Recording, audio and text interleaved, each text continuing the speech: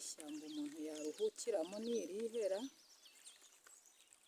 ahantu umuntu yafatira nk'akayaga hameze neza, ariko ubanza ririya shyamba ari ryo ryiza nafatiramo nk'akaruhuko nkagabanya stress nari mfite.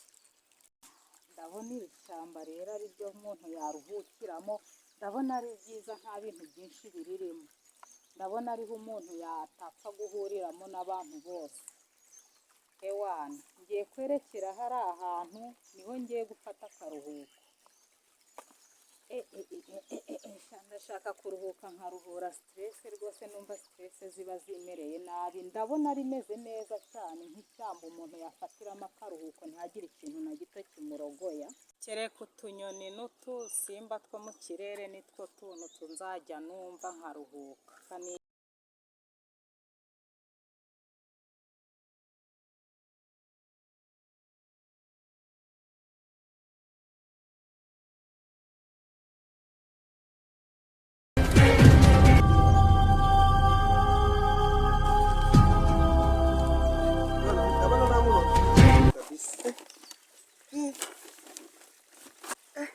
Yes we, ibi bintu nibyo nibye nkurikije n'agaciro bifite.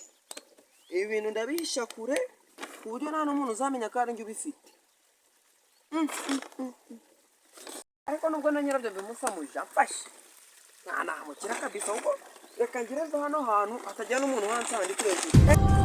Yibutse ngiye kujya muri iriya shyamba rya dangote, nubwo bavuga ngo nta muntu ujyagamo ngo arigaruke, ariko ngiye kujyamo pe. Niwo mwanzuro mfashe kubera ibi bintu njyanye jyanwaho nanjye ngumye mwaka gace abantu bose bajya barambira bagenda.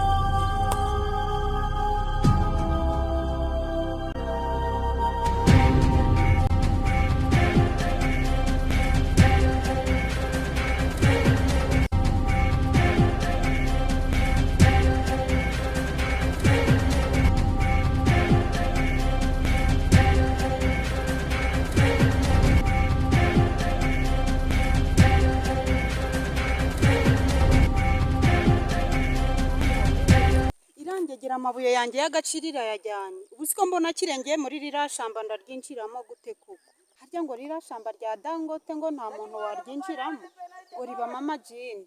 Umva ndaryinjiramo irangegera ndayisangamo irambona. Amabuye yanjye y'agaciro kirayibye koko, buriya amamiliyoni yanjye arayaja, nta nubwo byashoboka, ntabwo byashoboka.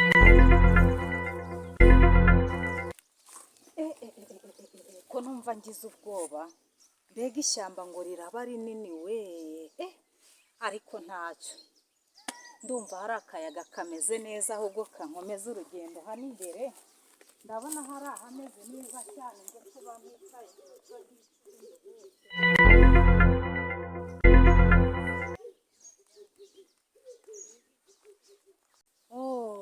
Mbega ahantu hameze neza, mbega ibiti byiza. Oh my god, kanze ndeba agatelefone mpamagare mushuti wanjye mubwire ko hari ahantu ho kuruhukira heza cyane kabisa. Ewana ntayi nka data ko mbona nta networke, nuzi ko iri kuba kompoze we nta networke. Ewana ibi bintu bibahora, banza iri shyamba ritagira networke. Ntayi nka data.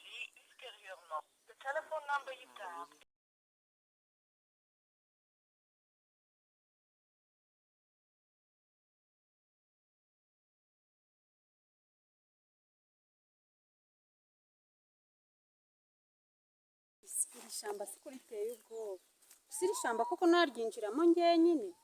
Oya, nta naryinjiramo njyenyine, ahubwo reka njye gushaka ubufasha.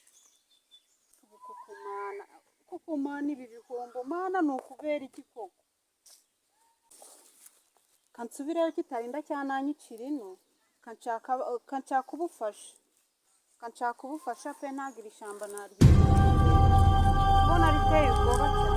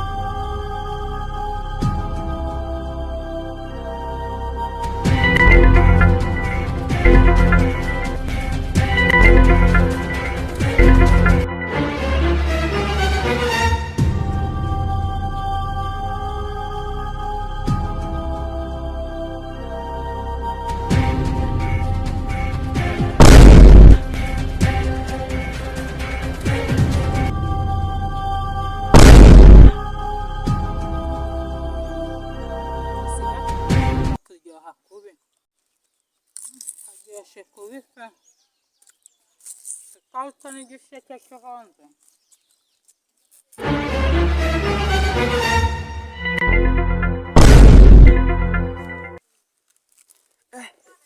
Ndumva naniwe reka nshaka uko nduhuka. Hano hantu nzi neza ko ntago nayahansa.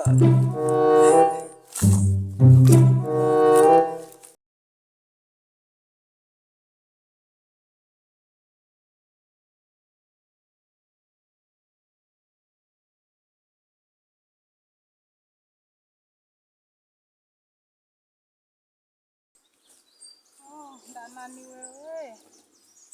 Uruzi aho nagendeye koko mana yanjye sha ndumva naniwe kabisa. Iri shyamba ndabona ririgari, reka nze ndebe ukuntu naruhukaho gakeya. Reka nze nduhuke pe, ndumva naniwe cyane igihe nagendeye. Ndananiwe mana, ndananiwe ayiwe. Reka nihengekeho gakeya.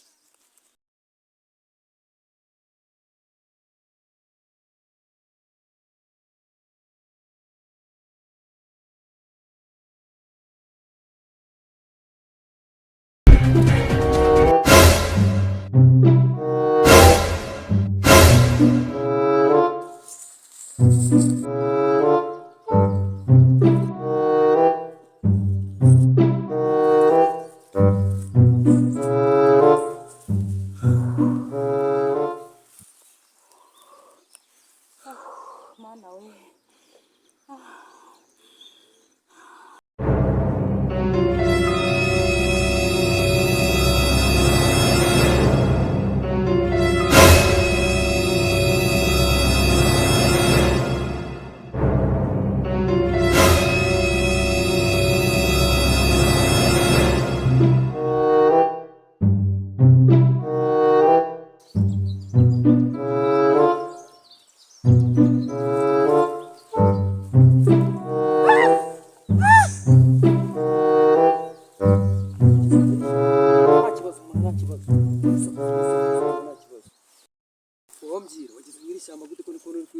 Wowe se warigezemo gute? Njye ni inzira yanzanye nanjye naje ndi kugenda gutyo nawe. Njye naje nje gutembera rero nuko ngezemo no nahuriyemo n'ibibazo byinshi, nabuze ukuntu nsohoka, aho ninjiriye nahayobewe, naho gusohokera nahabuze. Ahubwo wandangira inzira nkisohokera nkitahira. Iyihe nzira? Nyine inzira insohora muri iri shyamba kuko naje nje kuruhuka njyewe. Ushaka gusohoka muri iri shyamba? Iyi nkarivamo ngataha. Ibyo byo gusohoka byibyibagiwe kuko nanjye nabuze ukuntu usohokamo. Oya we, oya manu, ishyamba umuntu yazaribamo agatungwa n'iki? Ubwo nawe yavuze ngo wabuze uko usohoka mu iri shyamba? Nabuze uko nsohoka rwose, ninjiyemo njyewe nje kuruhuka no gutembera, ariko nasanze harimo ibintu byinshi biteye ubwoba. Ukumva ibintu byanjye naho bihuriranye rero, ariko weho waje muje gutembera ko njyewe ni ibibazo binzanye, ariko nta kibazo. Nta kibazo uzarigumamo se? Reka nze nkubwire, uzi ko hari ikintu cyari kiri ku nkanga, nyine ukumva ikintu kirahushe ngo kikongera ngo shu, wareba ariko ukakibura. Narebye sinkibone, niyo mpamvu mfite ubwoba bwinshi. Uzi ko ndi kumva ubwo ibibazo byawe ari nk'ibyanjye. Nanjye giteye ubwoba cyangwa ni umuzimu? Ngeze hano ndaryama. Ni umuzimu? Wasanga habagamo umuzimu.